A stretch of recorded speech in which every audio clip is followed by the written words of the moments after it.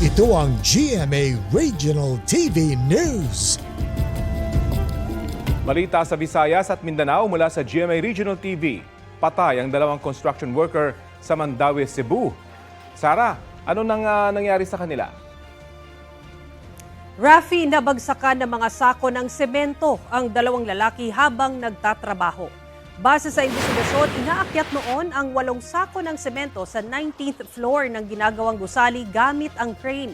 Bigla raw bumigay ang kable ng crane kaya nahulog ang mga sako at nabagsakan ang dalawang construction worker. Dead on the spot sila habang may isa pang construction worker ang isinugod sa ospital. Humarap na raw sa pulisya ang pamunuan ng construction site. Sinusubukan pa namin silang kunan ng pahayag. Nag-iimbestiga rin ang Department of Labor and Employment sa insidente at kasama sa mga inaalam ay kung may ipinatutupad bang safety measures sa construction site.